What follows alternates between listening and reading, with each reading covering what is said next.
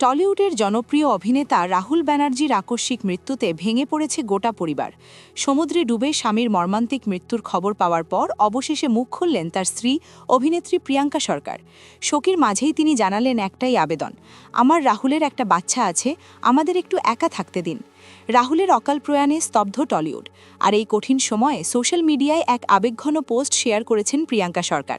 সেখানে তিনি স্পষ্ট ভাষায় অনুরোধ করেছেন যেন এই শোকের সময় তাদের ব্যক্তিগত পরিসর ও গোপনীয়তাকে সম্মান করা হয়। একসময় টলিউডের অন্যতম জনপ্রিয় জুটি ছিলেন রাহুল ব্যানার্জি ও প্রিয়াঙ্কা সরকার।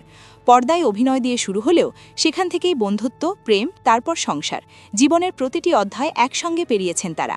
সম্পর্কের টানাপোড়েন কাটিয়ে আবারও নতুন করে সংসার গুছিয়েছিলেন এই জুটি। তাদের ভালোবাসার সাক্ষী একমাত্র পুত্র সন্তান সহজ। রবিবার বিকেলের সেই মর্মান্তিক ঘটনার পর থেকেই কার্যত ভেঙে পড়েছেন প্রিয়াঙ্কা।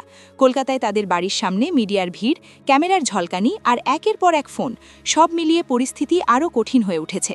অবশেষে নীরবতা ভেঙে তিনি লেখেন, এটি আমাদের জন্য গভীর শোক এবং অসীম কষ্টের সময়। আমরা আন্তরিকভাবে আমাদের জন্য কিছুটা সময় ও ব্যক্তিগত পরিসর চাই। একটি বাচ্চা, একজন মা এবং একটি পরিবার এই ক্ষতি সামলানোর চেষ্টা করছে। তার কথাই স্পষ্ট, এই মুহূর্তে সবচেয়ে বড় চিন্তা তার ছেলে সহজকে ধীরেই। একটি ছোট শিশুর মানসিক অবস্থা কিভাবে সামলাবেন সেটাই এখন তার প্রধান দায়িত্ব। তাই সংবাদ মাধ্যম ও সকলের কাছে হাতজোড় করে অনুরোধ জানিয়েছেন যেন তাদের এই শোকের সময় বিরক্ত না করা হয় এবং শান্তিতে শোক প্রকাশ করার সুযোগ দেওয়া হয়। পরিবারের পরিস্থিতিও অত্যন্ত শোচনীয়। জানা গেছে পুত্র শোকে ভেঙে পড়েছেন রাহুলের মা। কথা বলার অবস্থায় নেই তিনি, শুধু কেঁদেই চলেছেন।